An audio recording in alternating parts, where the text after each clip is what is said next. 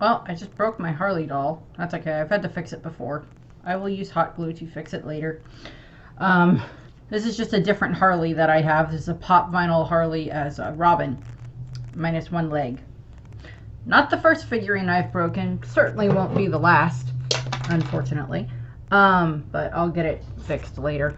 I have some stuff to glue anyway, so that'll be fun. I have a different prop though for the mural, but we'll get to that later.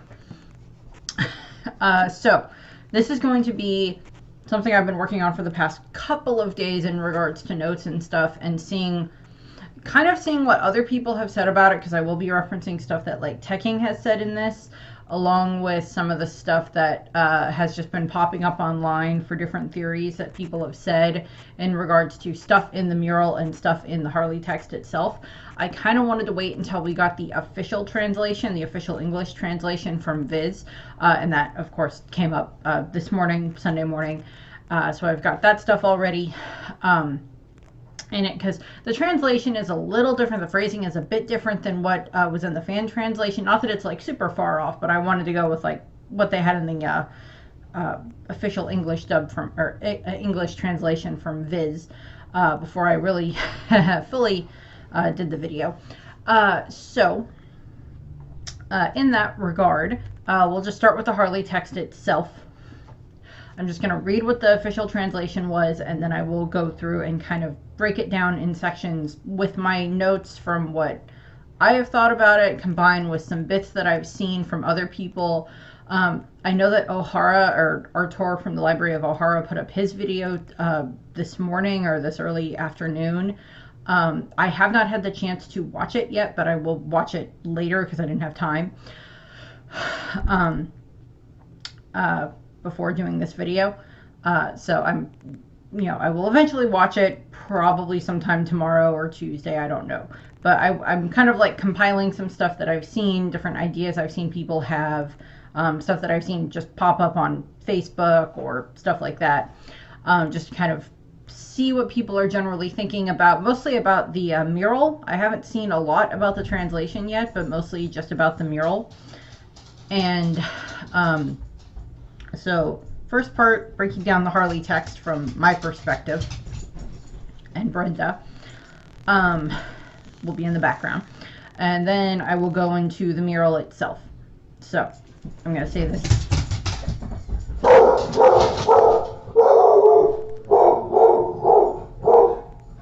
She'll be back. Someone just walked in the front door.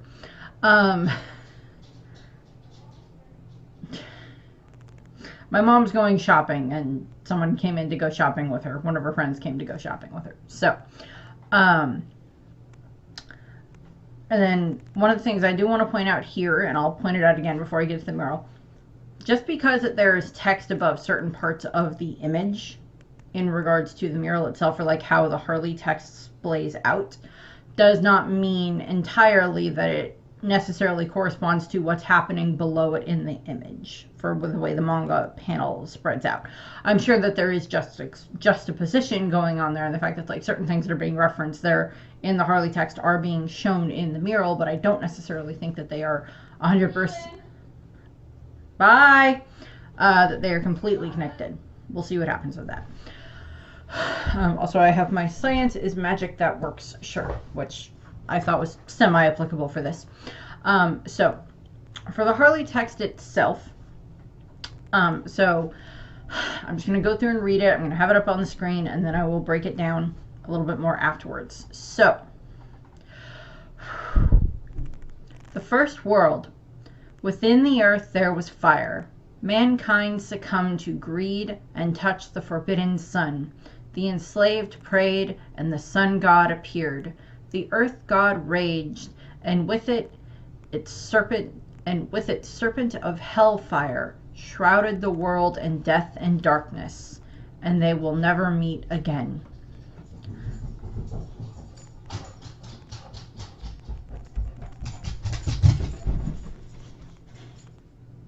The dog came back. The second world. Within the void there was breath. The forest god tamed demons, and the sun spread the fires of war. Those of the half moon dreamed, those of the moon dreamed. Man killed the sun and became God, and the sea gods stormed, and they will never meet again. The third world. Within the chaos there was emptiness. The inconvenient remnants recall the promised day and hear the voice of the half-moon. The sun god dances and laughs, guiding the world to its end. The sun returns and brings a new morning, and they will surely meet again.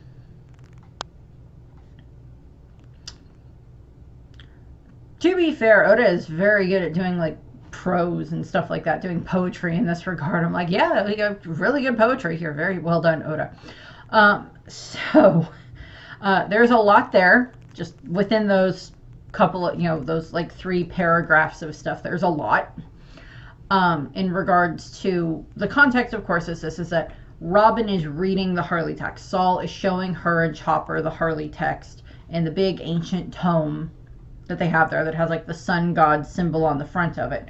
On that note, I found this in my jewelry collection, which surprisingly enough is a circle in the middle with 8 round dots basically all the way around the outside. And I'm like, I've had this for several years now, way before any of the sun god symbol stuff started. So I was just like, I like this. This is mine. It was like just coincidence. Like how I have the sapphire necklace that's kind of similar to the one that Kuma left for Bonnie.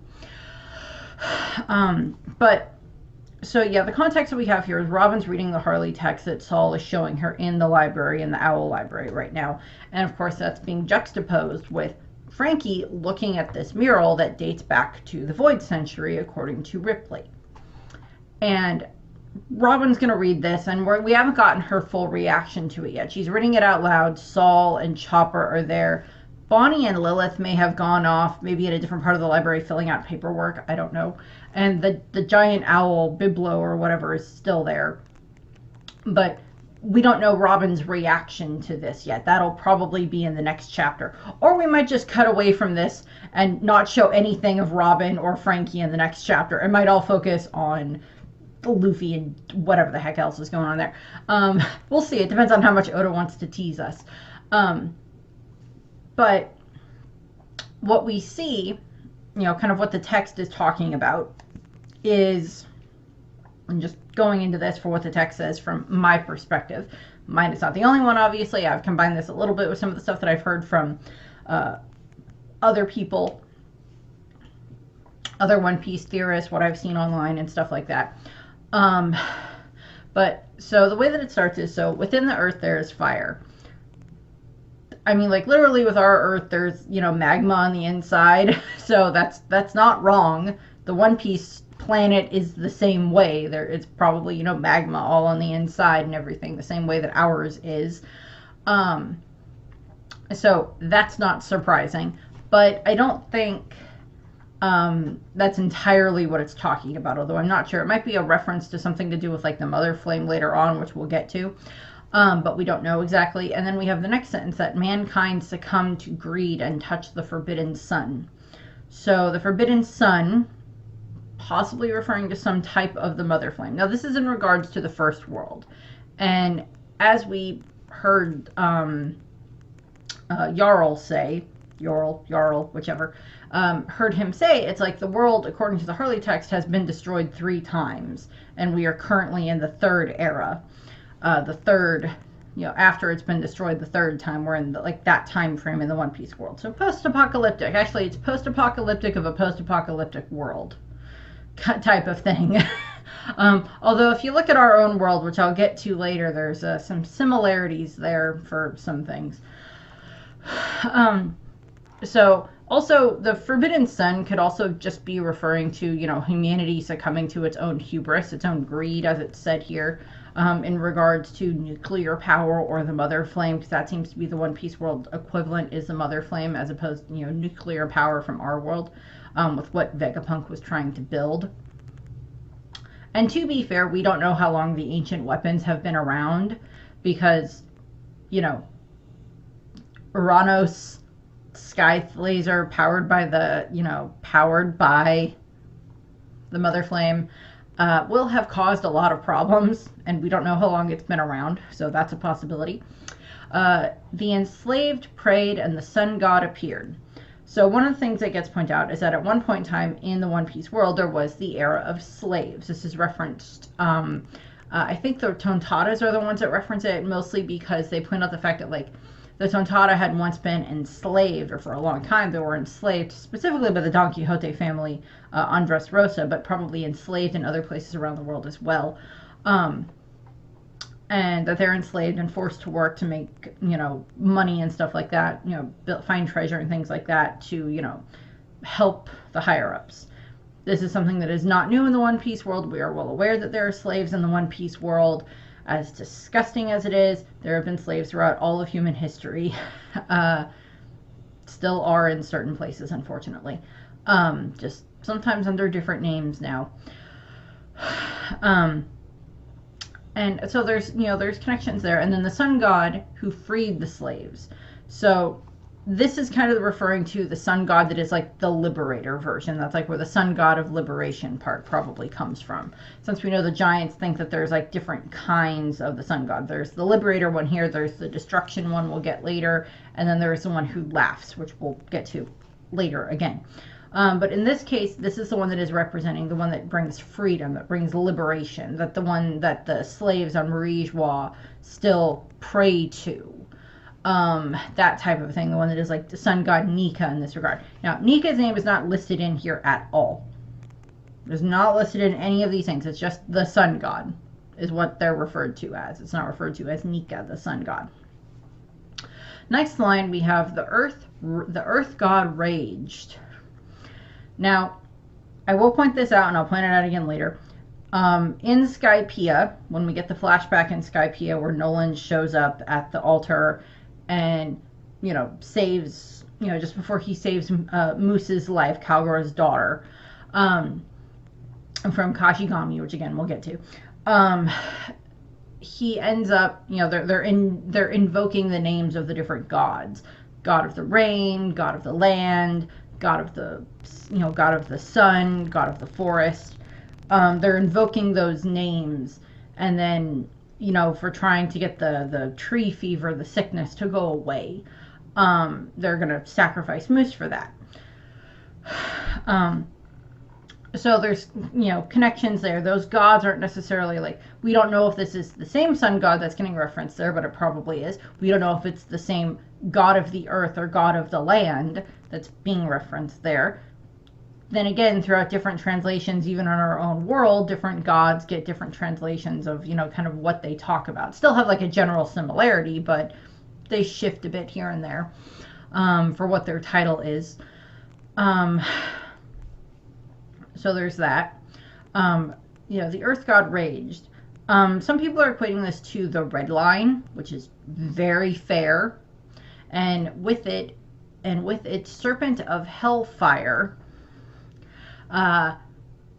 in Norse mythology, obviously, there is Jormungandr, that is the serpent that is, gnawing at the roots of Yggdrasil and everything that's supposed to be the one that will, end Thor one day. And also, we also have references to other giant snakes in One Piece. We have, of course, Kashigami, as I mentioned, was the god during the time frame, the god type figure in for the Shandians on Jaya when it was down on the surface on the Blue Sea, before they got shot up to Skypiea. They had Kashigami, and then Nolan killed it, and then there was Kashigami's child, and then there was Nola, Nola is then the snake that, was like a little baby snake 400 years ago, and then grows up and becomes the giant snake that is then involved in the Skypiea arc during the NL's God game, or whatever it's called, Death Game, I don't remember, but is involved during that. And there's thoughts there of like the snake being connected back to Nika or something like that, connected back to these other gods, because there's like conflation there between, this snake god and the god of the forest or the god of the land or whatever they want to associate it with. And then, of course, as I said, there's the red line connection there with, like, the red line is basically this giant snake continent that encircles the globe and really only has like 2 through points for the most part. They have the through point that is, the reverse mountain. That's reverse mountain, and then they have the area that is underneath where Fishman Island is, where you go under the water, then through Fishman Island, and then back up. Those are like the 2 main bottleneck points, choke points that happen, and then later on we have the Grand Line coming into play, but we'll get to that one in a moment. So that might be a reference to like the Earth God raged, and that resulted in, the red line forming and cutting the planet in half. So you would have like the eastern half and the western half, or the northern half and the southern half, depending on, rotation and everything else like that. And then we have shrouded the world in death and darkness. To be fair, also in this regard, connecting back to like hellfire, nuclear apocalypse may have happened, and it may have been a combination of stuff happening with the red line forming, which definitely would have messed with like ecosystems all over the world, because not only would it mess with just currents all over the world, with fish being able to fish, and sea mammals and shipping and trade and everything else like that being able to span the world fairly freely. I mean, like in our world there's like different choke points that have been around for a long time, trying to get around the southern part of South America and around the Horn of Africa, the southern part of Africa, and different things like that. But there's other places to get around that. We have the Panama Canal. Not going to even comment about what's going on with that right now in the United States. And then there's also, trying to get through, different parts in like the Arabian Sea and different things like that, trying to find other ways around and stuff like that for ships and cargo ships and things like that. And in the One Piece world, that very well could have been something that was the problem, that, death and darkness, if you can't get supplies to all the right places or have the right, trade network set up, and then you just have this giant freaking wall show up that starts messing with stuff. Plus, that could have resulted in either water receding from islands, which then resulted in like those islands being to a degree, well, there may have been more land, it would have involved a lot of those islands now losing a lot of its like water sources or fishing and connections to the outside world, because now they're a bit more isolated. Conversely, the Grand Line rising up, or the Red Line rising up, could have resulted in the water levels rising partway, which again would do the same thing. Brings a lot of problems. It's like, yeah, we have sea levels rising fairly gradually in our world, but they're still rising, and they're rising faster than they should. This is probably on par with what happened when Leleucia got destroyed, if not even more, on a much faster level with the red line showing up. Also, there is the thing that gets pointed out that like the red line is made of this red stone that doesn't appear to be anywhere else in the world. As far as we can tell, it's only part of the Grand Line. It's only part of the red line. Although it would be interesting if like when they get to Laugh-Tale, if Laugh-Tale itself has, like, if it's made out of this same, red stone type thing, that would be an interesting, similarity type of a thing to show that there's, like, a connection there. And then we have the last line, they will never meet again. So the creation of the red line obviously would split the world in half, and it makes trade very much, much harder. It also would split apart different types of, animal groups that can't get back to certain either breeding grounds or hunting grounds or things like that. Very similar to what happened with Laboon. So there's those comparisons there. Next up, we have the second world, and it's like, within the void there was breath. Okay. I'm going to make references to a lot of religions later. I'm going to make a slight reference to religion here. In lots of religions, there is generally a time where, a god or god, depending on which variation of religion or mythology you want to go with, breathes life back into the world. In the case of, Christianity, which is one that I'm most familiar with biblical stuff, God creates Adam and breathes life into humanity that way, and then creates Eve and everything else. Lilith is also involved in this somewhere, depending on where you want to go with that. But there's like connections there. There's other mythos where like, you know, humans are made out of, you know, driftwood or out of clay or out of, you know, carved from rocks or different things like that, where somehow humanity was made by the gods in the god's image, and then they, you know, multiplied. So it could have been, you know, parts of the world finally were able to, you know, reconnect with each other. Maybe not exactly completely through the red line, but various things. Are finally able to reconnect back with each other, and civilizations were able to build back up again.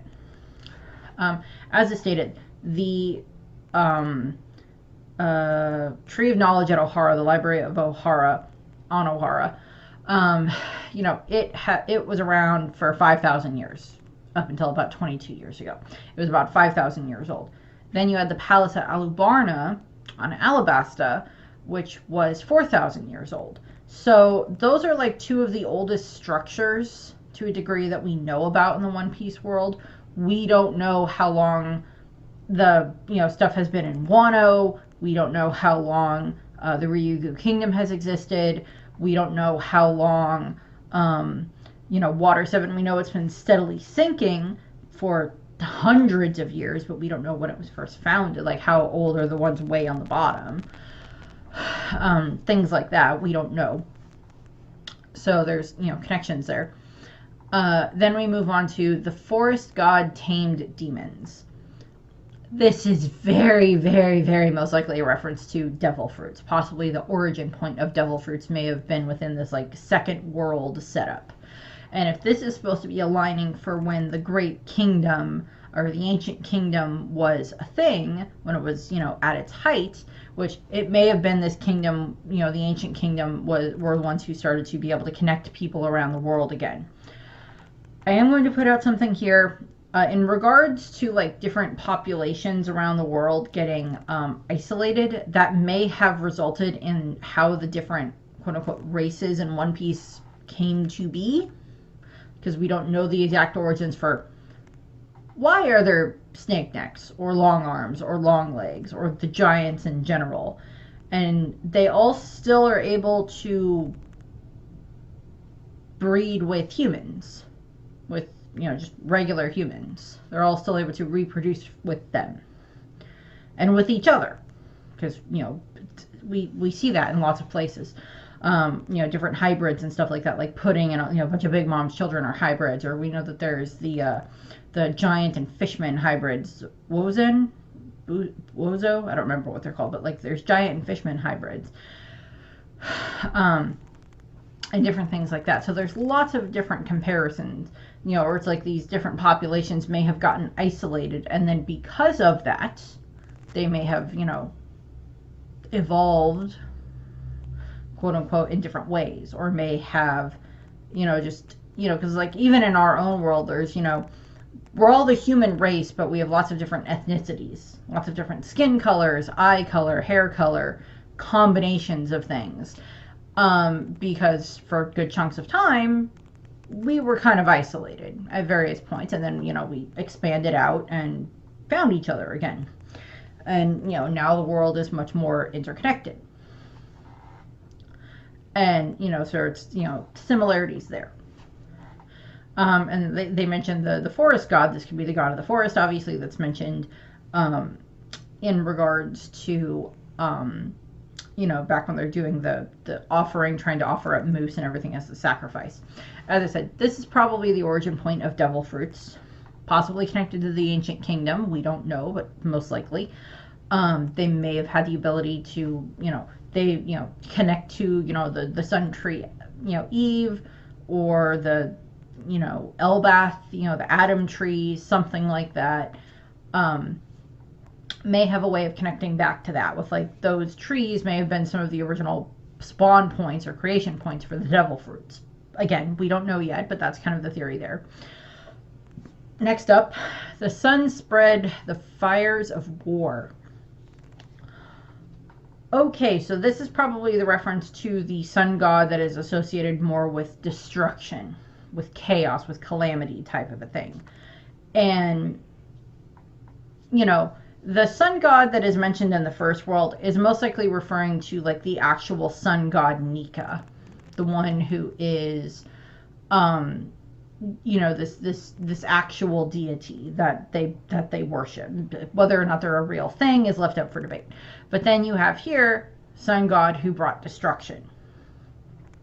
If this is supposed to be a reference to Joy Boy, with him being like the first pirate type of a thing, with a connection to the ancient kingdom, and we don't know exactly if, the ancient kingdom was 100% good, because it could very much be like empire that was the ancient kingdom, possibly very ruthless, and then we have the alliance, may have been ruthless in themselves, and then big clash there, and then the one that was the alliance is the one that came out on top.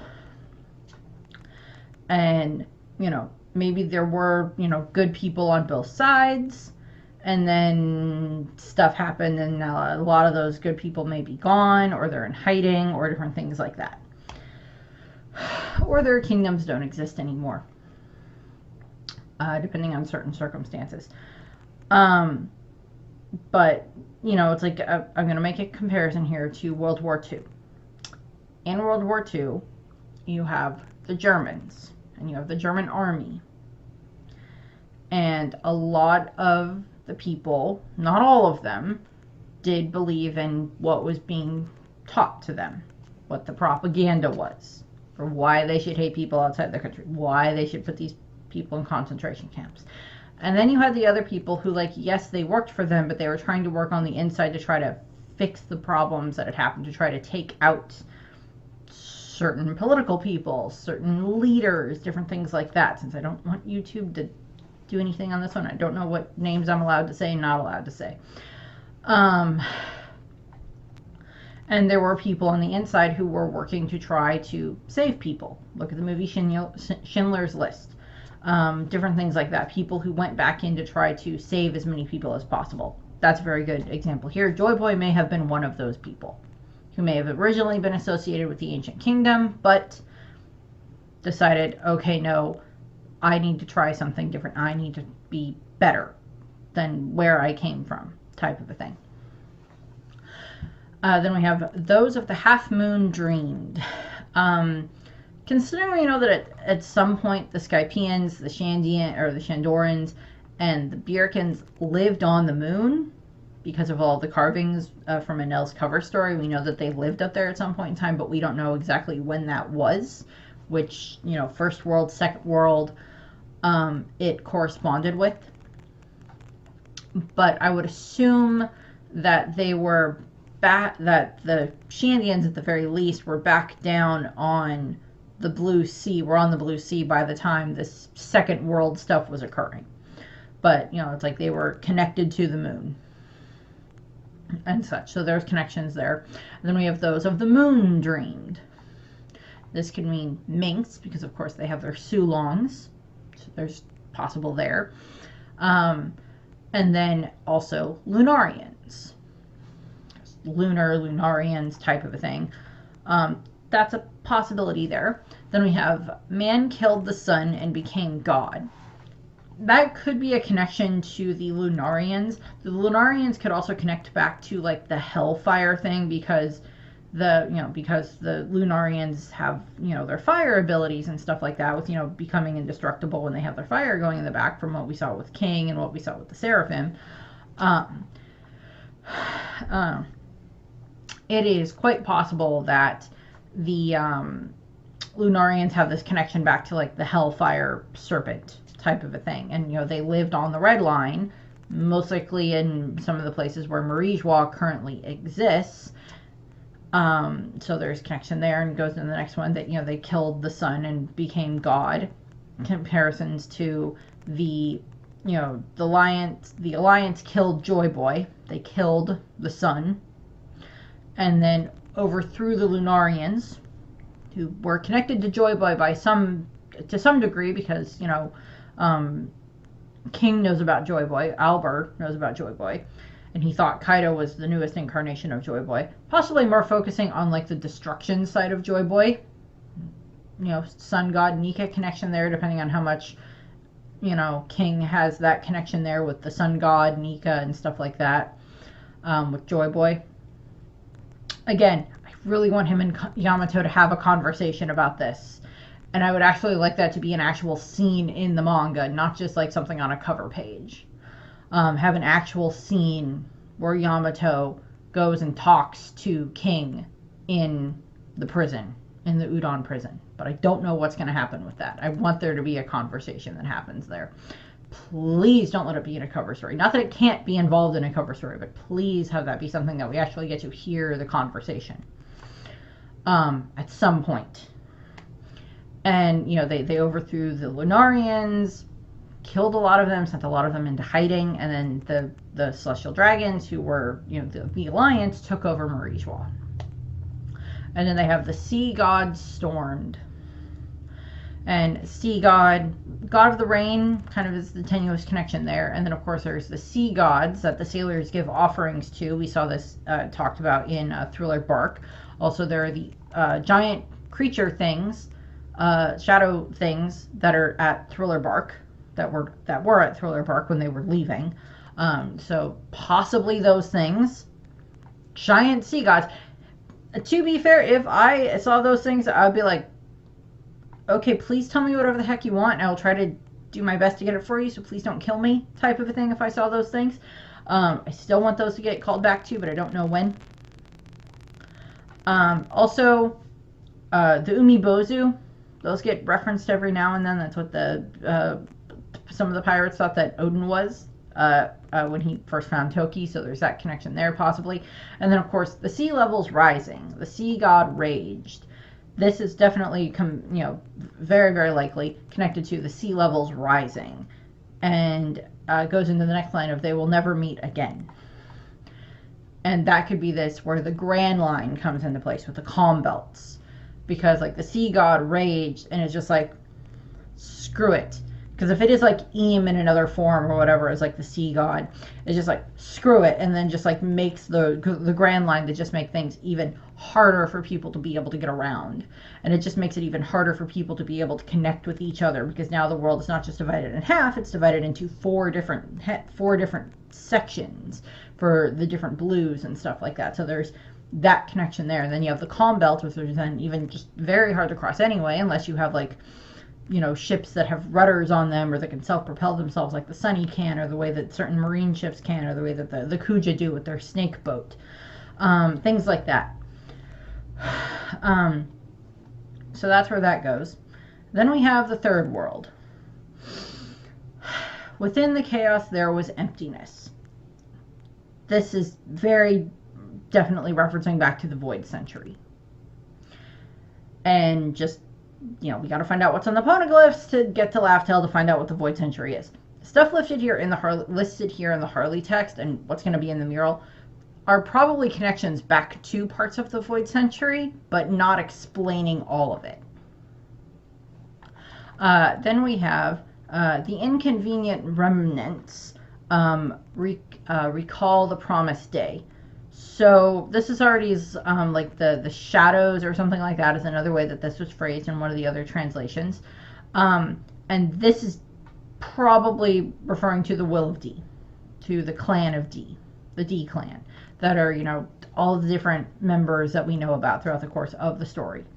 The different family lines that it gets passed down, all of that stuff. And that they walk in the shadows of history, that they still are there, that they're still there in certain places at pivotal moments.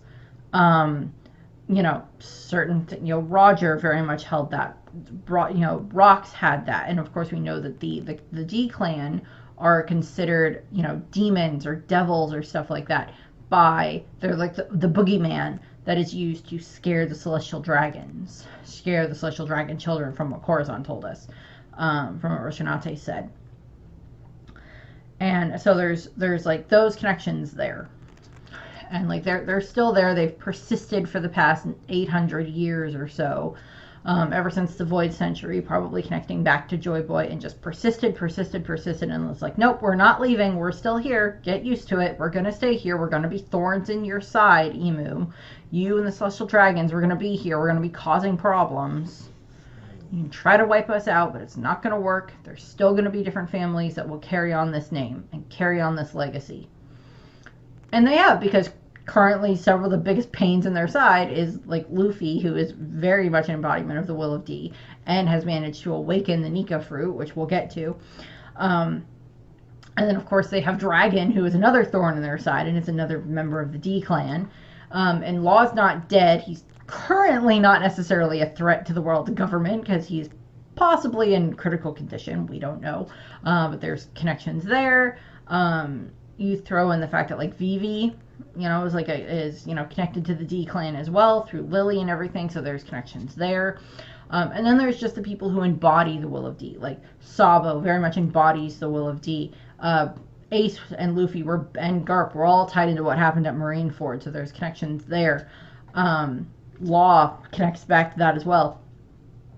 Shanks, even if he is not a member of the will of D, given what we now know about his family, that he's a Figaro land, he still very much carries the will of D because he carries Roger's will, and that will was then passed down to Luffy, and now both of them are the torchbearers of Roger's will. And then you have, just other comparisons there where you have, Kuma very much should have like the will of D as part of his name. Same thing with Bonnie for everything that they've gone through and stood up to the world government so many times.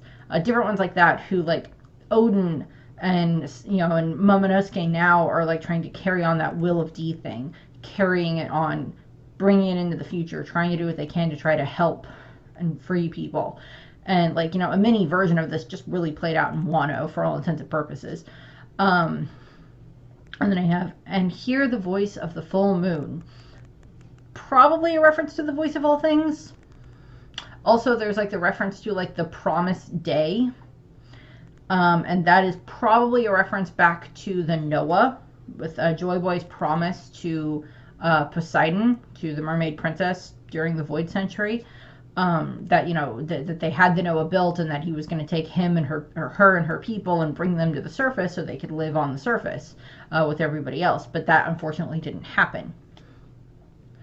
And there again is like this reference to like, even if Joy Boy is connected back to the ancient kingdom, that doesn't mean that he's all bad. It doesn't mean that he's necessarily bad to begin with anyway. It just means that there is like this connection there where it's like maybe not everyone involved in the ancient kingdom was bad, and maybe not everybody involved in the alliance was bad, because like Lily was involved in the alliance and yet is connected to the D clan, which probably connects back to the Great Kingdom and Joy Boy. But yes, there's that, and there's also like the moon races, the sky people, the sky races, that are all kind of like separated at this point in time. I mean, like, yes, the Shandians and the Skypians are now at peace with each other up in Skypea, up in the White Sea. They're now at peace with each other up in Godland, but we don't know what's going on with the Bjerkins. We don't know exactly what their condition is after everything happened for them with Enel and everything. And, the three races were all separated up until, the two of them interacting 400 years ago. And then it took another 400 years. It took 400 years before they were finally able to be at peace with each other and actually start embracing, each other's cultures and living with each other and stuff like that. So there's connections there. Then it's the sun god dances and laughs. This is very much a reference to like the joyful version of the sun god, the one who the one who is like the laughing sun god, the one that is connecting to Luffy and stuff like that, that is like this representation of what Luffy is going to be. And it's the sun god who brings joy, and Luffy is very much this example of this like sun child that just for the most part, not 100% of the time, but for the most part, leaves the place he was better than it was when he showed up. That when he leaves, it's better than it was when he showed up. That there are more smiles, that there's more happiness. Even with Dressrosa, with everything that happened in Dressrosa, when Luffy left, the citizens were trying to protect him from Fujitora and the Marines because of what Luffy did for them, because they freed him, because he freed them, from Doflamingo, from Doflamingo's clutches and machinations and everything. And, you know, the same thing happens in Wano, even if they don't 100% know that it was Luffy that did it. The people who are important, the higher-ups know, Momonosuke and the Scabbards and stuff know that it was Luffy that did it, and they left Wano so much better now than it was when, you know, when Luffy arrived, which is just evident by, you know, Tama in general and just other areas that we've seen. And so there's like Luffy is kind of this representation of like this laughing sun god. And then we have guiding the world to its end. That sounds very much like the prophecy on Fishman Island, like Madame Charlie's prophecy about Luffy being the one that will like destroy Fishman Island, about that prophecy that she had. So there's a strong connection there. And then we have the sun returns and brings a new morning. This has to be connected to like Pedro's will, waiting for the dawn of the world, the new dawn of the world, the dawn of the new world, however you want to phrase it. That connects back to like Toki's prophecy of like, you know, you are the moon unaware of the dawn and stuff like that, that, you know, that there will be, you know, 9 shadows cast, you know, after these 20 long years, you know, these very long years, this, you know, long night, if you want to refer to it that way for Game of Thrones terms, that, you know, there's those two things were connected. And, you know, it's like this dawn of the new world, this new dawn they're waiting for, because like the world too, you know, in a figurative sense at the moment is like shrouded in darkness for everything that has been going on with it, with all the celestial dragon crap and everything, and human hunting things, and slavery, and, you know, islands that get destroyed by pirates that are bad pirates, good pirates that are hunted even though they are good, and they just want freedom, or different things like that. You know, countries that that are just, you know, ruled by tyrants and in horrible conditions, and the world government does nothing because they're getting paid by the said government, by the king that's the tyrant or whatever. So there's, you know, horrible things going on there. And it's like this stuff will eventually lead to like this new world, this dawn of the new world. And part of that might be something that Luffy helps usher in. Stuff will be ushered in by the Revolutionary Army, probably, as well, getting brought in there with Dragon. And then the last line is, and they will surely meet again. I think what would have been an interesting way of like ending the other two worlds, you know, and they will never meet again, and they will never meet again, was like if, you know, at the end of the second one, if there was like something crossed out, and like what's crossed out or scribbled out looks like it says, and they will surely meet again. And it's just like, nope, that didn't happen. Not this time around. And then now it's like, and they will surely meet again. It's like the hope at the end of this text, at the end of the Harley text.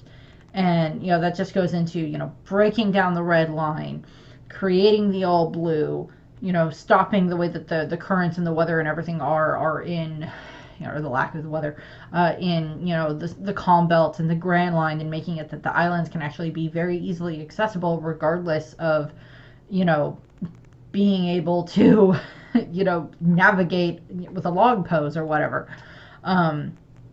That you're safely able to get to all of these different islands and interact with all of these different people. And, you know, like the sea, you know, the all blue is there, but the sea levels have lowered. So, you know, people, you know, the islands and stuff like that that have been, you know, washed away, you know, can be rediscovered and things like that. And, you know, yes, there's probably going to unfortunately be a lot of people that die in the process of this, which is unfortunately what happens a lot of the time in big world changing events.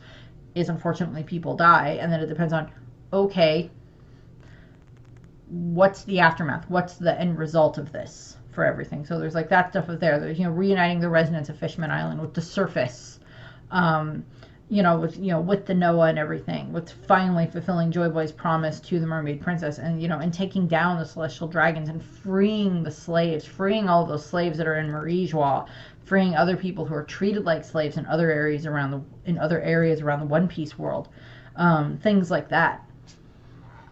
You know, as I said, it's very small scale what happened in, you know, Wano, and then, you know, the more large scale, you know, is what's going to be happening, you know, hopefully in the rest of the world. And the thing is like with Wano, yeah, there were people who died.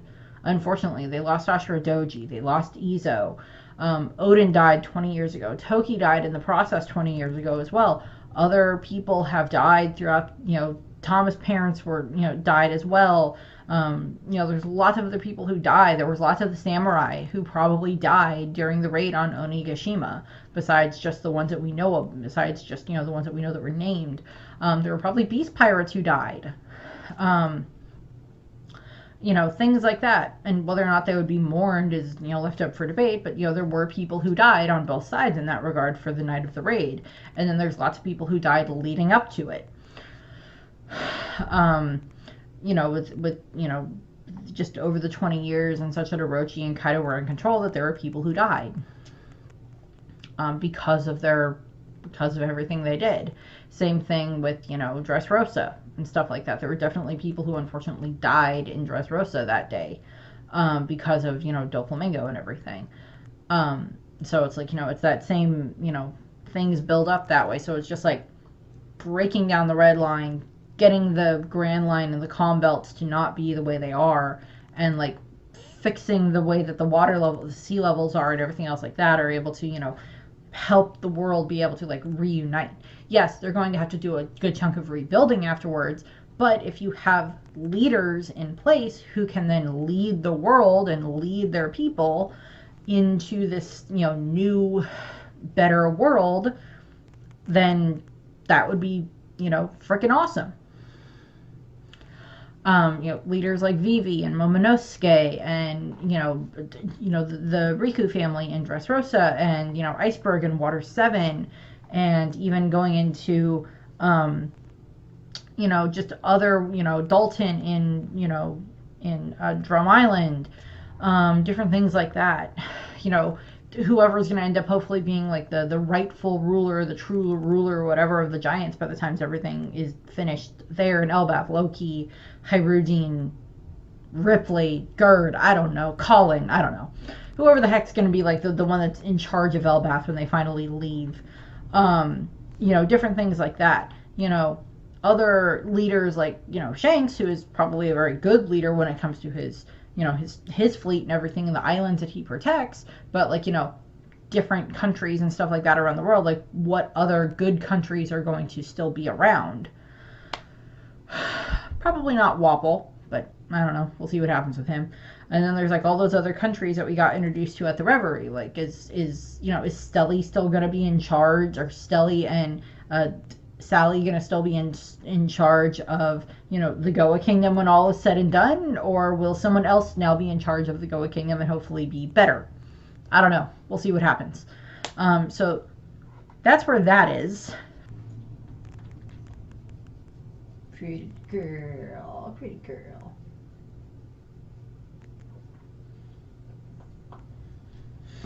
I had to take a dog petting break between the sections. Or she'll get annoyed at me. Because that took like 50 minutes to record. And then now we're going to talk about the mural. So, I have this that I wanted to show. This is just one of the various, castings, whatever things that, you can get of like, I don't know if this is the Aztec or the Mayan calendar in all honesty. It doesn't say. But, it's really intricately done. It's probably just like a mold in all honesty, which is fair. But yeah, I have this. I have it next to like my perler bead robin that I have downstairs that I made. So there's this. And I wanted to point this out because obviously, now going into it, we're going to talk about the mural. That was at the end of the last chapter, at the end of 1138. And again, I'm going to say this again, just like I did earlier. Just because we are being shown the mural at the same time as we hear the Harley text, does not mean that they are completely connected. The Harley text talks about the three worlds, and then the mural is said to be 800 to 900 years old. So the Void Century. And Ripley even says that it could just be a child's dream that they thought of while hearing about stuff in, either in the Harley text or in stuff that they heard about in the Void Century type stuff, and then they drew it in the mural. My thought is that maybe during this time frame, whoever, like the king or the queen of the giants, returned from whatever setup, or the prince or whatever of the giants, the leader of them, returned after his after they were defeated or whatever, after the great kingdom was defeated or whatever, and they get there and they return home and they tell the story, or it's like on their deathbed or something like that, and they tell the story, and then like the children of the school at the time basically drew this mural on the wall, but context has been lost since then. But because of just how old it is and everything, it's fossilized in the tree. So as Ripley said, it's like a cultural historical site. I've been to a lot of those. They're kind of cool. Sometimes it's like, oh, that's really interesting. Other times, this is a house that's been here for like 300 years. Okay. Show me fossils. Type of a thing. So a couple of things that I want to point out that it does look similar to. So obviously it looks similar to the carvings that we see in Anel's cover story that he found on the moon. Those are things that people are pointing out a lot. It looks similar to those carvings.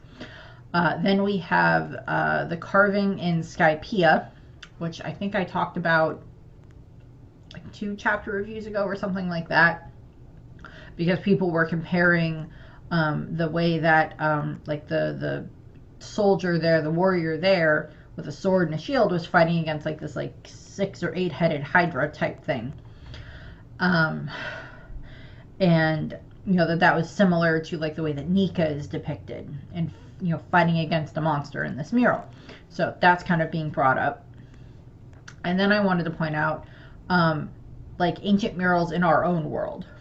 So I actually wanted to look up if they what are the oldest like cave paintings, murals, stuff like that are in our world.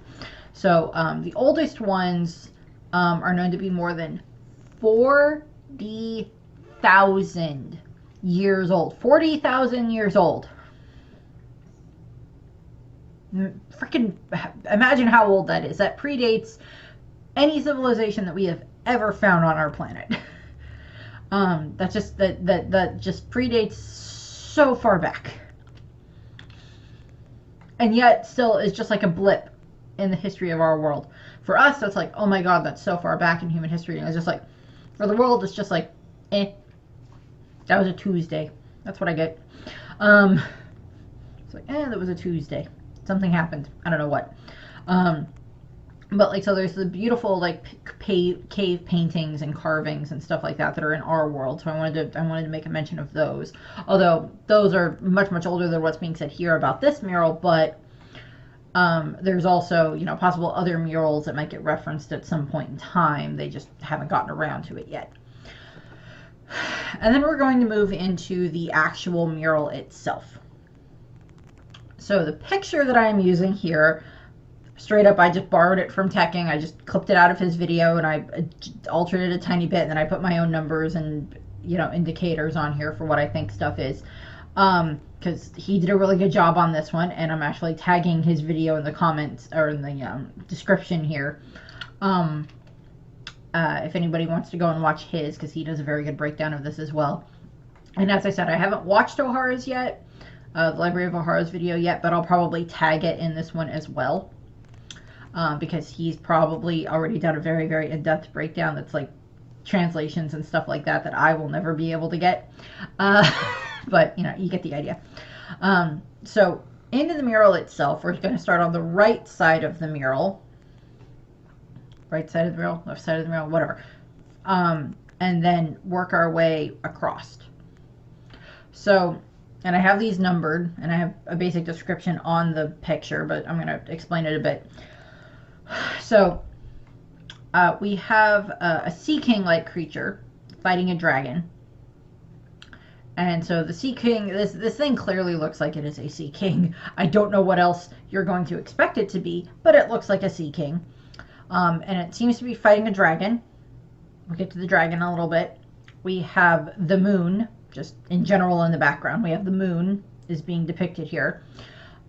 We have a boat-like thing that looks like the Maxim, as in like Enel's boat that he makes, that he uses to take to the fairyverse, to take to the moon, and it looks like it's on its way to the moon. And it also looks like it has like lightning coming off of it. So again, previous user of the Goro no Mi may have, you know, built something similar. Enel had to get the idea from somewhere. As smart to a degree as he is, I don't think he would have come up with the idea for this boat on his own, for being able to design it. And then we have the modern looking buildings that, like, as soon as I saw those, I'm like, okay, well, those are definitely supposed to be modern buildings, because they look like skyscrapers, or like buildings that I drive by whenever I go downtown to go see my mom at work or whatever. So they have like modern looking buildings. And then there is a small figure with a crown on it, possibly Emu. Could also possibly just be like the king of the ancient kingdom. So it could be a reference to Joy Boy, but it could also just be a reference to whoever another king was at that time. In general. And the little figure, like, looks like it's like standing on top of something, and I'll get to what it looks like it's standing on top of later, or in a little bit. Then we have the boat that looks like the Noah with the animals on it going into it, 2 by 2, as in like just like it's stated in like Noah's Ark and, you know, for the Bible, you know, walking up through. And then there's also an angel that is there. Possibly could be a Lunarian, but probably may not be, because there's the other figure that's very clearly supposed to be a Lunarian there as well on the other side, which I'll get to, and it's shaded in darker in the official, or in the actual manga. It's shaded in darker than this one. So this angel might be a reference to like the Skypians, or like the sky races there. Then we have the people holding glowing things that so the glowing things look like lights or stars or something like that. So those are like 10, the lights and stuff like that, are like lights and stars and stuff like that. Okay, my numbers got messed up a little bit, but for the most part this still lines up. And I had seen that someone had counted the figures, and there are 19 figures that like are on like this like conveyor belt thing, and then like on this like, you know, lifter type stuff that you see in like a factory or something. And, you know, there's certain figures that have halos, and then there's the ones that are like holding like the stars type stuff. And the thing with the figures is that it's hard to see if it's like, if they're holding the stars like this, as in like they're lifting them up into the air above them, like carrying them above them like this, or if it's like they're carrying it like it's on their backs, like it's a burden. Tekking said that it looks like they're carrying them on their backs, like it's a burden, like they're being, you know, with their heads down and like carrying the burden of whatever these are. So it's a possibility that these are representations of like slaves being forced to do this, or possibly like the birth of devil fruits, and that these are maybe like original devil fruits or something like that being represented here. And then you have, as I said, there's like the lights that are there. And then there's like 2 other figures that we see that are like underneath the buildings. And those could be, they're like near the gears. Those could be a representation of the Buccaneers, particularly if like the Buccaneers have done like this like sinned, you know, this, you know, unforgivable sin that the race supposedly did during the Void Century, that the Goro say, you know, go after them about. So there's possibility there. Because I don't see anything else in the mural that could necessarily specifically represent the Buccaneers, but someone pointed that out. And as I said, there's like these lights and stars and stuff like that all over the mural, like just everywhere. And then you have the lots of gear looking things in the buildings, or underneath the buildings. And those could be a representation of like the Industrial Revolution, or like the very advanced ancient kingdom that we know existed. That connection there. And then I missed something. So there's number 7, which I missed, which is near the arc. So there's the shape around the arc that looks like an elephant. So that could be a reference to like Zunesha, or the type of elephant that Zunesha is, because Zunesha is supposed to be like 1,000 years old, and we don't know how quickly Zunesha grows, because it could have been like within the first 100 years or something like that. Zunesha was generally about as big as it's gonna get, and then like it just kind of has like stayed roughly that size, maybe just getting a little bigger, but like, because we don't ever get like a mention from the minks about like, yeah, Zunesha grows about like this much every so many years or something like that, because it's like, then the range on Zunesha's back would get bigger, and they would have more space to spread out. So that's a possibility. So yeah, the shape kind of looks like an elephant's trunk, and that's like what the little king looking figure is like standing on. So I don't know about that. Then we move into the middle of the mural, and that more has fewer things. So the middle of the mural has the dragon-like creature up at the top that is like above the tree, and it looks like it's fighting against the sea king-like creature. It's like there's fire, it looks like there's fire coming out of both of their mouths, but it's like whichever one it's coming from, it's like it might just be like clashing in the air. But we don't know of any sea kings that breathe fire. I don't know. Maybe it was a special type of sea king. I don't know. And then you have the giant tree that's in the middle. And this has many different references for what it could be, referring back to, or the type of tree. It's most likely the type of tree that is an Adamwood tree, like what Elbath is made out of, what, might be very similar to like the mother tree Eve, the sunlight tree Eve. Also could be connecting back to the tree of knowledge on Ohara. Could be connecting back to that. So there's like, connections there for all of those things. Another thing that I just saw this morning when I was looking up stuff, the way that the branches, because like they kind of look like they're twisting and intertwining with each other as they're going out. Someone made the comparison that this could be a representation of like all of the different possible paths that you could take in the Grand Line. Because how they like branch and interconnect and stuff like that from what we see when, it's like talked about. For all the various possible paths that you can take through the Grand Line. So that's like one of the things there that it could be representing, and I wanted to throw that in here because I thought that was a very good idea. I don't know who came up with it, but it was a very good idea. And then we move on to the left side of the mural. And the left side of the mural is very cram-packed with stuff. Mostly with lots of individual looking figures. So just kind of starting from the top and working your way down, you have a whale with 2 figures on it. This is most likely the type of whale that is supposed to be the island whale that Laboon is. And we know that Laboon bashes his head against the red line. Crocus thinks that it's because, that Laboon hates the red line because of like it took his friends or something like that. But we also see that the other island whales, when they get into the New World, that they all have the same scars that Laboon does from banging against the red line.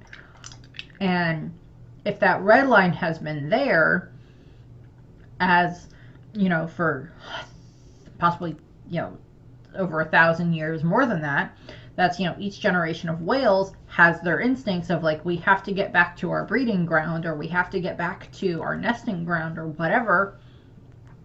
But we can't get through this wall, and then they just continually just keep banging on it, and they have to find new places where they can breed and hunt and everything else like that and raise their young. And then, it just becomes instinct that they beat their heads against this wall because it's in the way. It's something that's not supposed to be there. So there's that. And then there is a mink that kind of looks like they're in Sulong form. I saw someone make the comment, I think Tekking made this comment, I think someone else made the comment, that this could be a representation of Yamato's devil fruit. Which is a very good possibility there.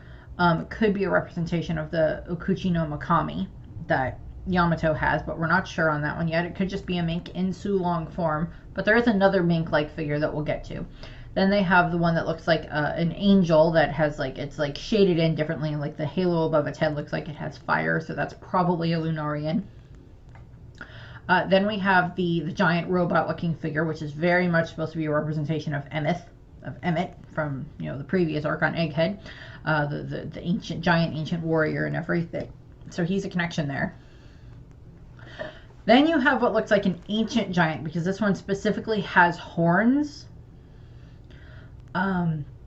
Similar to Loki, similar to Oars, by technicality similar to Kaido and Yamato, and other ones that might have like ancient Oni blood in them, ancient giant blood in them, stuff like that. Just has been diluted a bunch over the generations.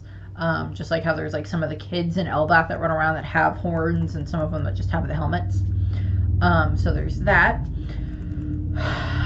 Then we have Poseidon, or the mermaid princess, that is represented there.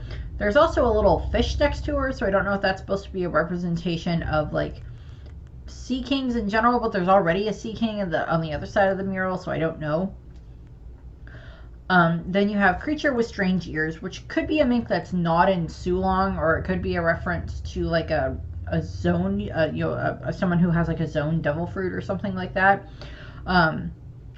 We could very much find out that there is like someone who, like back on Joy Boy's crew or something like that, who had a zone devil fruit that just kind of made them look like this creature, but because they didn't know how to describe it when like they were telling the story, the children didn't know what to paint it as, so they just kind of made it look like, you know, like a random animal or whatever.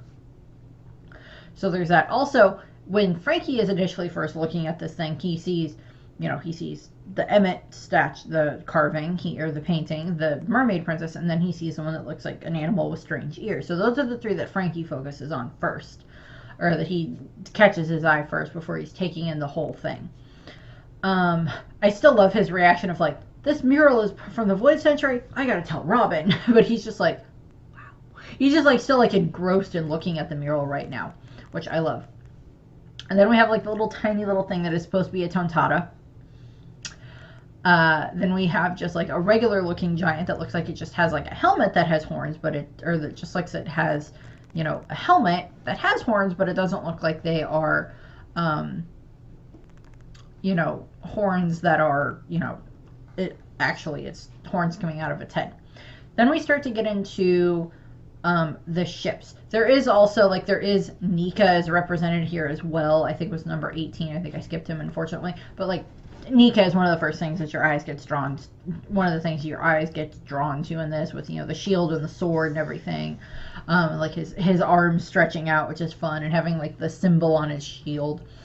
So yeah, Nika's there, and then we go into like the different ships that we see there depicted. So one of the ships has like the sun symbol on it that we know that is associated with Alabasta, because it looks like the flag of Alabasta. And possibly Lily might be depicted on there. That's a possibility. We know that she eventually did end up, like, she did kind of in the end side with, like, Joy Boy's faction, but she was also part of the Alliance because of reasons. So we don't know exactly what happened with that. Plus, she was a D-Clan member. Plus, Imu kind of blames her for her folly with allowing the poneglyphs to be scattered around the world. I know Randy Troy has a theory that Lily had the pawpaw fruit, and that Vivi will eventually end up with the pawpaw fruit depending on stuff. And that was how Lily, you know, teleported, used her devil fruit to send all of the different poneglyphs all around the world to the different allies and stuff. So there's that possible connection there, if that's true. Then there is another ship that looks like it has a samurai on it. So this is probably a ship representing Wano and the Kozukis. And their connection to the Ancient Kingdom. Their connection to Joy Boy there. So there's that connection. And then there's a lot of these other ships and boats that are down there. And I did look at them in the original, and I don't know if any of them have enough specifics for how they look to be able to determine who they're supposed to be. But I kind of figured that they might just be this representation of a bunch of the other races that are, you know, represented in the One Piece world. That are the Kuja, the Long Arm, the Long Leg, the Snake Neck, the Third Eye Tribe. A bunch of the other ones, stuff like that. That this is like a representation of those. It's just like maybe the kids didn't quite know how to draw them or something like that, so they didn't put them in there as, you know, detailed as some of the other stuff. Type of thing, or they didn't think they were as prevalent in the story or something like that. And then we have it that like all of this group that all of these different figures here look like they are fighting against this giant figure that has like wings and horns, and it's just like this giant monster type figure that is like one of the biggest things in the whole mural. And whenever the anime gets around to this, this should have been something that was, this would have been something that I would have been perfectly okay with it in the chapter if it was colored. Like the way Oda does like the color page spreads. Like if this had been colored, we'd be losing our shit even more about it. But if this had been colored, that would have been amazing to look at. And just give us so much detail in regards to like figuring out who some of these characters are. But that might be something where Oda may release something a little later that has it colored, and then of course the anime are probably going to hopefully go to Oda and be like, okay, the mural is beautiful, what are all of the correct colors? Type of thing. I would be the person that would be like, okay, we have to at least make sure that we are getting the correct colors for everything in this mural from Oda himself, so we have it correct. So we don't have something the wrong color and it's like very, very wrong type of a thing. So there's a possibility there. But going back to this, we have like the giant winged horned figure. This is possibly a representation of Emu, possibly slash the sea god, or the god of the sea, however they want to put it, or Mother Ocean. Since there doesn't seem to be any representation specifically of the ocean here. There's like raindrops up in one of the corners, but it doesn't seem to be any specific thing that is showing the ocean itself here. And then like the figure is holding the mother flame, which is the next one. The mother flame, the sun, is what it's holding, is what it's depicted as. And then there's like the boat down by the figure, by the big figure, that has like 6 figures on it, and they might represent like the Alliance, because it looks like they're fighting with the demon, alongside the demon looking thing. And that could be a representation of the Alliance, being led by, Emu Neurona or something like that, and has that set up. But like maybe like the ruler didn't, whoever's telling the children about the story, maybe they didn't know how to describe Emu, so they like, they described it based on like maybe what Emu's, yokai form or monster form is or something like that, because we don't know the exact shape of that thing yet. But thing's scary enough. It could work just fine to just like describe it in that way, and then you'll be good. And then like all the way around the outside of the mural is what look like there are like flames all the way around it. So that could just be a representation of just like everything's in chaos. Everything is chaos right now. So there's, possible connection there. And, stuff that I talked about already that like is stuff in the Harley text could tie into stuff in the mural, because like a lot of stuff that I possibly mentioned, like Sulongs, Tontadas, stuff like that, Joy Boy, Nika, stuff like that, could be represented in this mural. And that type of a thing, for like those connections there. Now I wanted to go into something that is a representation of things in our world that are kind of quote unquote post-apocalyptic. So as it's stated in the Harley text, and what Jarl says is like, okay, well, according to our text, this world has been destroyed, has been like created and destroyed, and now it's in like the third section of rebuilding. And this third time or so of rebuilding, or at least from what they understand for like ancient history, from their world. In our world, obviously throughout like the entire course of the world, we have had several mass extinction events, which has eventually led to all of us evolving and everything, and just being humans evolving and all of this other stuff. And so there's been lots of mass extinction events leading up to the present day. And then humans have contributed to some of those more recently for various species. And then you have stuff throughout human history in and of itself that has resulted in various types of like extinction events, plagues, wars, different things like that. Wars followed by a plague followed by a war, or whatever else you want to go with. Just genocides, so many different things like that have been like mass extinction events in and of their own self, or post-apocalyptic events, because like now another kingdom is just in ruin. And there was a couple of things I did want to post out that are like post-apocalyptic stories that are in our world. So one of the main ones a lot of people think of is, of course, the Hunger Games series. And I want to do another video at some point in time, but I want to find someone else to do it with me that would be like comparing the Hunger Games to One Piece. And this would just be a couple of the bullet points that I have there. Those in the capital live like the celestial dragons, living up on the red line up in Mural. How they just, they have excesses of everything, so much money, so much everything, and everyone around them who is below them caters to their very whim, type of a thing. Also, the capital residents in Hunger Games have, they dress funny in comparison to the way that like the regular normal people dress, the tributes dress, and the way that they, citizens in the different, what are they called? It's been a while since I've watched Hunger Games. Sorry. Tributes are from the regions. I don't remember what they're called. But like that type of stuff there. Like the way that the celestial dragons dress funny with like their bubble helmets and everything else like that. To breathe the air of the masses.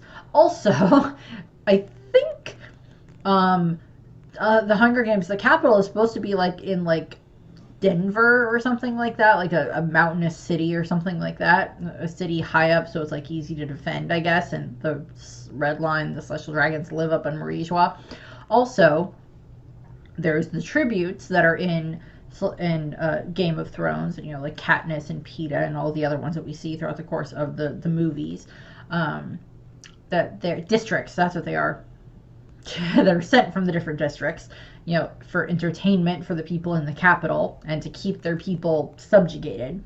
And then in One Piece, there is, of course, the holy tributes, or the celestial tributes, that go to Mural, that kingdoms that are a part of the world government have to be able to pay this, the holy tribute, the celestial tribute, whatever you want to call it, have to be able to pay this to be part of the world government.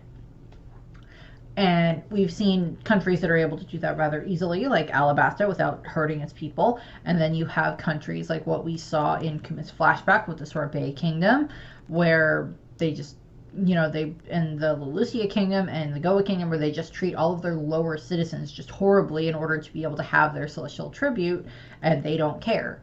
And they will even enslave or kill or whatever parts of their population. For those same reasons. So there's similarities there. One I wanted to add in that was just more funny for a post-apocalyptic world. Okay, so how many of you are familiar with the Aladdin is in a post-apocalyptic world theory? I don't know how many of you might be aware of this, but as a Disney fan, I am aware of this. And this is all just like, the joke is that Aladdin is set in a post-apocalyptic future. It's just like a Disney theory. And I will put the link for that, like, Reddit or whatever it is, thread, article, whatever, in the description as well, because it's just funny. Because all it basically is set upon is that Genie has so many different impressions, because he's referencing like pop culture and so many different things like that. And, he's like, 10,000 years will give you such a crick in the neck, because, like, how long he's been in the lamp and everything. So it's just like, all these references and impressions and stuff like that Genie goes into. That are like, these are people that if Aladdin is set in the past, Genie should have no idea who they are. But then if it's set in the future and it's post-apocalyptic and, like, Genie had been alive, has been around for, over 10,000 years or whatever, and he's had, masters and everything up through, like, the 21st century, and then it was, like, an apocalypse happened, and then Genie's lamp got lost in the Cave of Wonders somehow, and then eventually found by Aladdin 10,000 years later, then, that's why he would have all of those impressions. That's mostly just as a joke, but I wanted to point that out and make sure that that was something that other people knew was a thing, because I find it hilarious that someone was like, you know what? Genie has a lot of interesting impressions. It all just boils down to the fact of, like, they let Robin Williams run wild in the booth and just have so much fun, and I love them for it, and I love him for it. And then, like, the animated series did the same thing a lot of the time, although Robin Williams wasn't Genie in the animated series that they did, and in the second movie, that was actually Dan Castellaneta, who most people would recognize as Homer frickin' Simpson, played Genie in the animated series for Aladdin. And then Robin Williams came back to play Genie in Aladdin the King of Thieves for him and Jasmine's wedding and everything. Robin Williams came back to play Genie for that. But, like, Dan Castellaneta voices Genie in, like, the video games and stuff like that, like Kingdom Hearts and other Aladdin video games and things like that, because of, like, contract stuff with Robin Williams and his estate now. But, like, I just wanted to point that out because I love that. And then the last media thing I wanted to point out that is post-apocalyptic that I very much connected back to when I was looking at the mural for this was Nausicaa of the Valley of the Wind, which came out in 1984.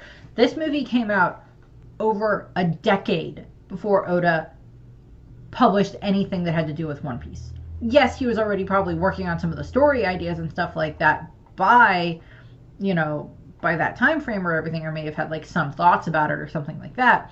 But Oda probably saw Nausicaa of the Valley of the Wind. It's a Studio Ghibli movie. And yes, it was Studio Ghibli's first movie, although it's Studio Ghibli dork. Studio Ghibli wasn't the studio at the time. That then came around later, but it's still associated with it because it's still Hayao Miyazaki and everything, and it became Studio Ghibli after that and everything. So there's connections there. Also, I have no idea if Oda has met Hayao Miyazaki or not. I think that would have been amazing if they have met. I would so try to pull one of those strings to be like, can this happen, please? Somewhere, pictures, interview, something, I don't know. But, so in the beginning of the movie, part of the prologue of the movie is that they have, 1,000 years have passed since the collapse of industrialized civilization. A toxic jungle now spreads, threatening the survival of the last of the human race. And this is literally, like, the beginning of the movie, and, like, you have, like, this, the prologue is, like, we're introduced to this wasteland, and then we have, like, these, all the title cards and stuff like that are done with, stuff that looks like tapestries or carvings or something like that as the background of what you're looking at. And it's, like, depicting what happened with, modern buildings being destroyed, and then there were, like, the giant warriors of fire, and then there was the 7 days of fire that occurred that just resulted in so much destruction. And, just, like, going through all of that. And, like, then how, like, the toxic jungle built up, and now there's, pockets of civilization all around, in different parts of the world. They can still interact with each other, and yes, they have gotten to a certain level of technology and stuff like that, as you've seen in the movie. I actually just watched the movie with my mom the other night because, like, I had thought about it. I'm like, can we watch Nausicaa? And she's like, sure.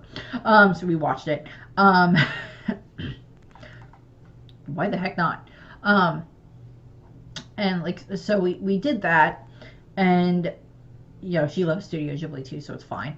But you know, it's like there's that connection there that it's just like, well, you know, post-apocalyptic world, pockets of humanity, things like that.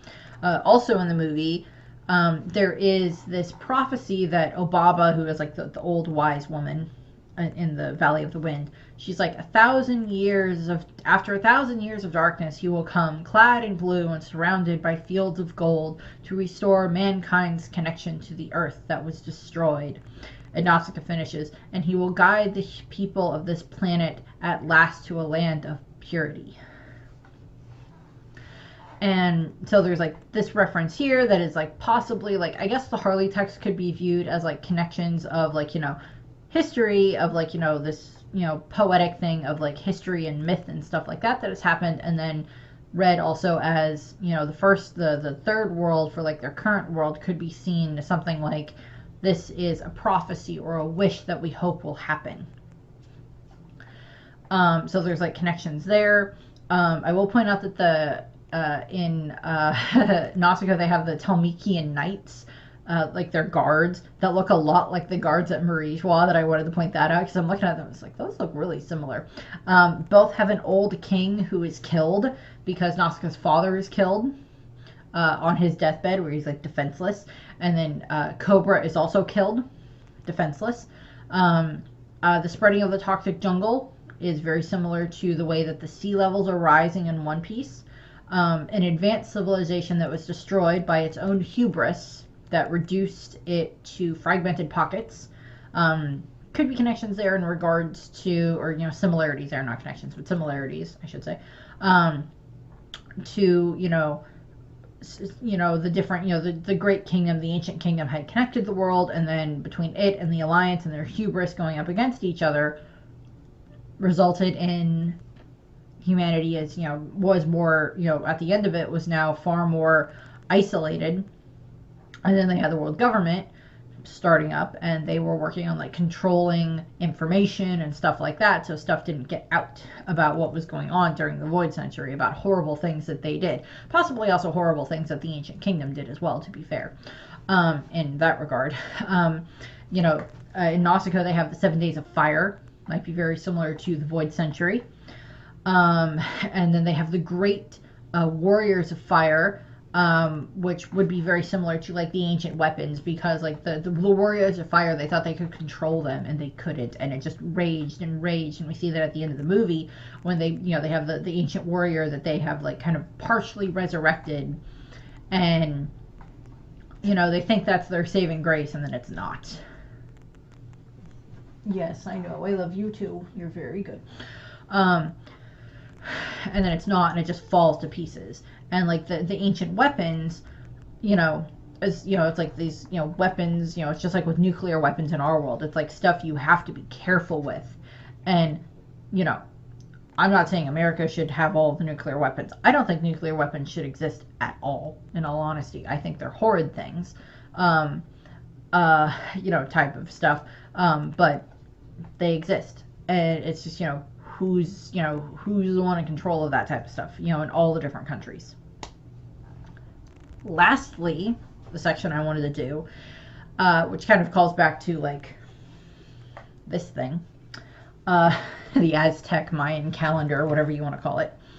I decided to look up like creation stories / post-apocalyptic type stories from our world, in regards to like mythology or, you know, religion, stuff like that, to do some comparisons to some of the stuff that we, you know, that has happened in the One Piece world, or it's like this comparison of like, you know, the world's been destroyed a couple of times and rebuilt now, type of a thing. So the first one is the Aztecs.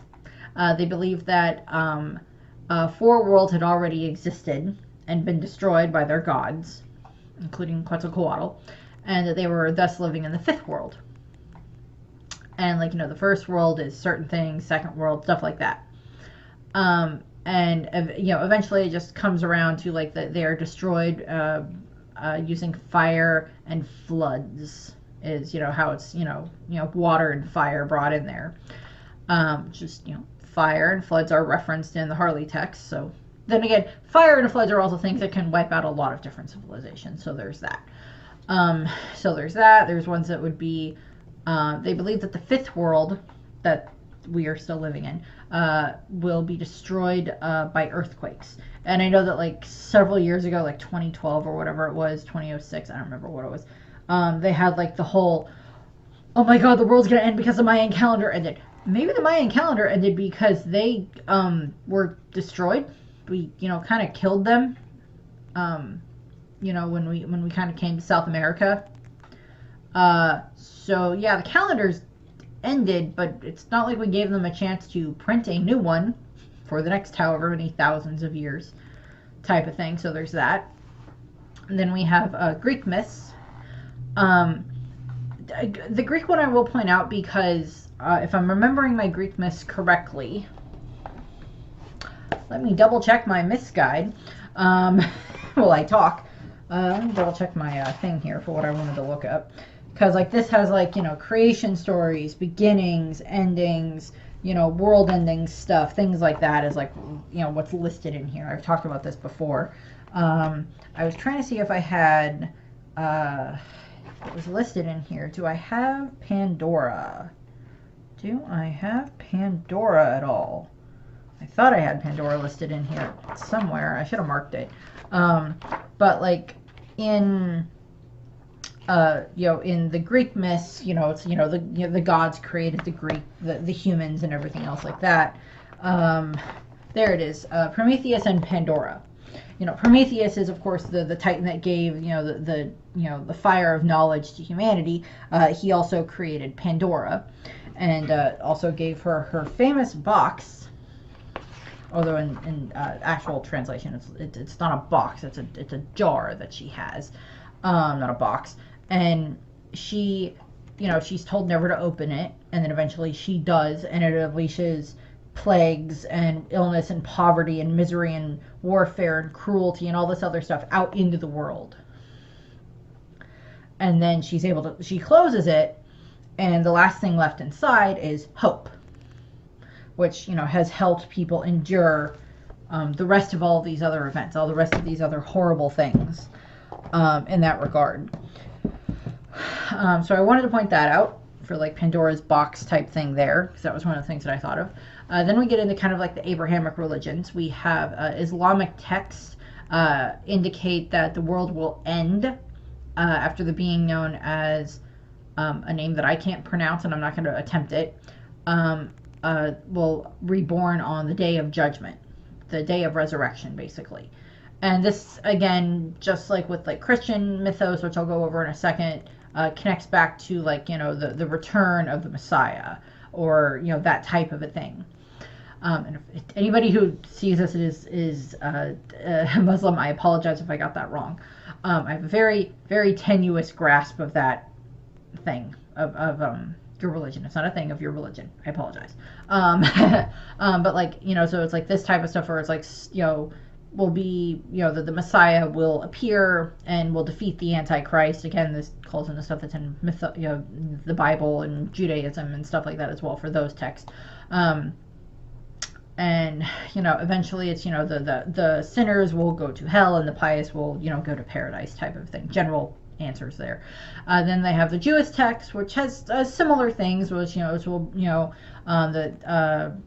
the Jews will, restore the house of David will be restored to the Temple of Jerusalem and stuff like that. This has to do with like the Wailing Wall and different things like that. That things will be restored, and that there will be a new king and everything else like that. That will, usher in a new era of peace, and will allow people to return to the Garden of Eden, basically that type of a concept there.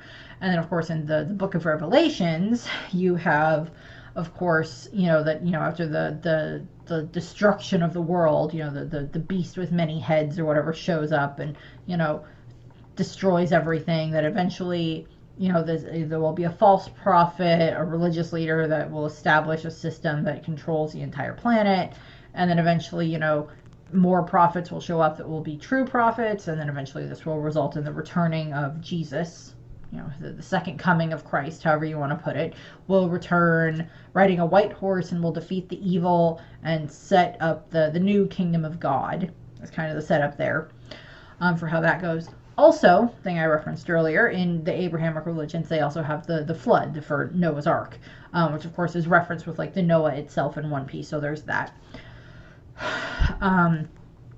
Then we have the Buddhist versions, which is kind of like the most relaxed, the most chill version of a lot of this stuff. And it's just more, you know, like there will be, you know, I don't know how to describe this. You know, people will eventually stop following like the wholesome courses of conduct in regards to the Buddha, and they'll eventually start following, you know, the unwholesome kind, the bad ones. And then eventually this will, you know, bring, you know, destruction and stuff like that. But then, you know, the Dalai Lama, you know, when they have been forgotten and everything, and then eventually a new Buddha will arise, and, you know, will be reborn, and, you know, will show the people on earth the path to nirvana. To be fair, if it was Buddha from a Record of Ragnarok, I'd be like, you can lead me nirvana. I'm good with that. I'm good with this. You can lead me nirvana all you want, if it's that. Then we have the Puranas. I apologize for mispronouncing that. The Hindu sacred text state that the world passes through different ages, and that it will be destroyed and then recreated at the end of each one. And then at the end of an age, the world is absorbed or reabsorbed into the god Vishnu before it is then reborn. And that the final apocalypse of these will be the Kali Yuga. Again, I apologize for that. And it will, you know, it eventually just gets so bad that it's, you know, like a natural disasters will become common, such as plagues or famine, and no one will reach the age of 23. Oh, that sounds fun. Again, it's like eventually mankind will be destroyed, and then eventually, you know, something else will come along and, you know, will help fix the world and bring it into this like age of like truth and purity type of a thing. I will possibly link the listing because I got these from an article, so I might link the article in this as well in the description. And then we have the Hopi in North America, so Native American tribe, one of the various Native American tribes, believed that the world is cyclical and has succumbed to catastrophes 3 times before due to people's disregard for the planet and its creator, meaning that we are in the 4th world at the moment, and that the first time the world ended due to fire, the second time it was due to ice, and the third time a flood caused it. So there's, you know, different connections back to that. And then, so I kind of wanted to put this one last, but I had to put the one that is last actually last. And the one that I have here that is,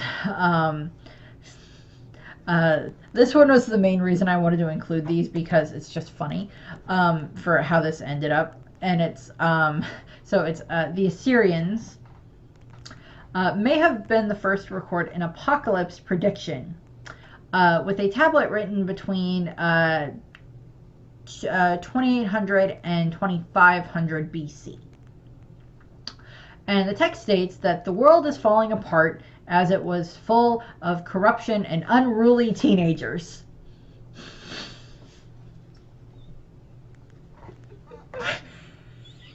And that this was leading to the end of the world, and an end that was coming soon.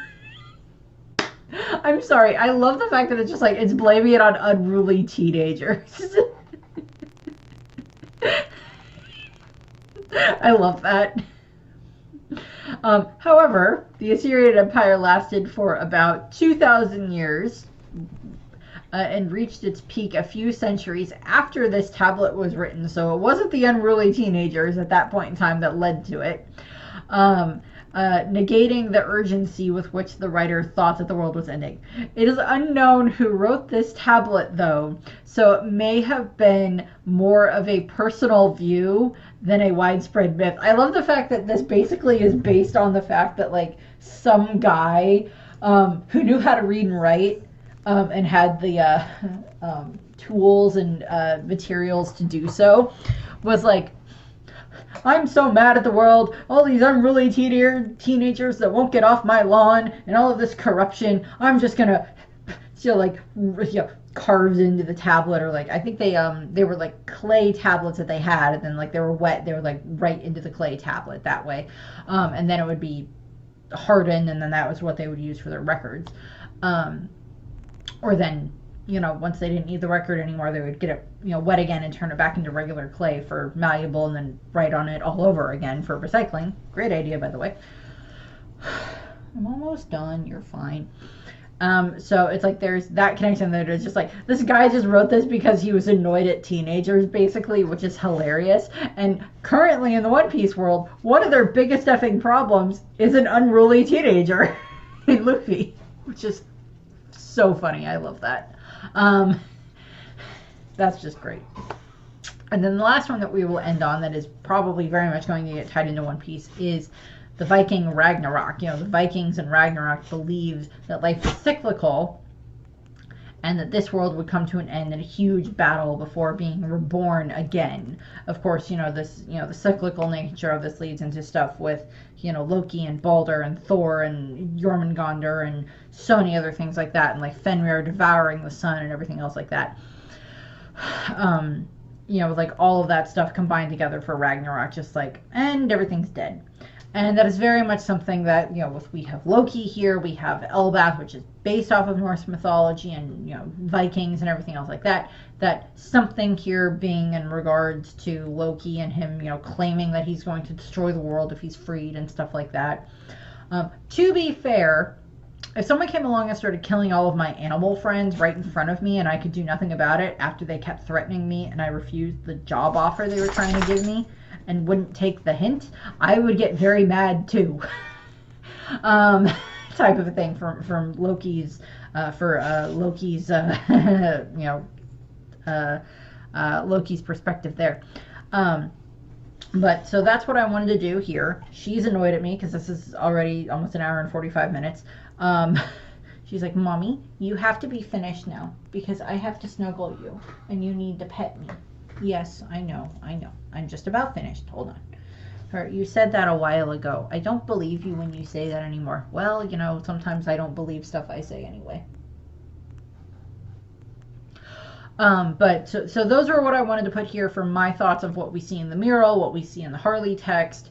We'll probably get more context of some of this later on, definitely once we get like the Void Century flashback. But again, this is like something that is setting up information for stuff that we will get down the line when we finally see the Void Century, and then we'll get like people will be calling back to like the mural and the stuff in the Harley text and being like, this meant this, and this was this, and this was this, and this was this. And then of course there's the whole theory that like what the battle here that's being shown is a preview or a prediction as to what's going to happen with like Luffy and his allies, because like Luffy and like so many of the Luffy, Nika, and like a bunch of the other allies, like the ships at the bottom are like the Grand Fleet or something like that.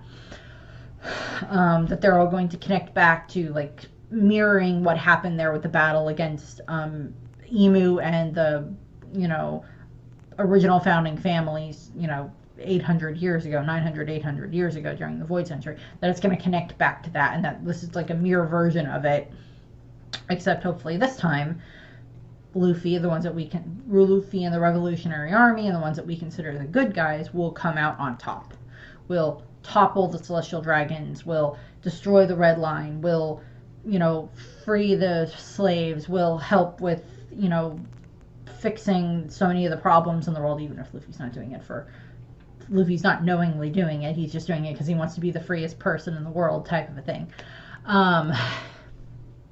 and that type of thing. So we'll see what happens there. But that's what we have for this. I thank you very much for your time. I hope you enjoyed this video, and I hope you have a nice rest of your day. As I said, I'm going to link a couple of other things in the description below to some of the other videos that I watched or will be watching that will possibly influence some of the stuff that's listed here. And I'll also try to link the article about the post-apocalyptic Aladdin thing, and then the article talking about like the post-apocalyptic things in our world for like mythology and creation and stuff like that. So that's what I have. I thank you for watching. I hope you have a nice rest of your day. Puppy.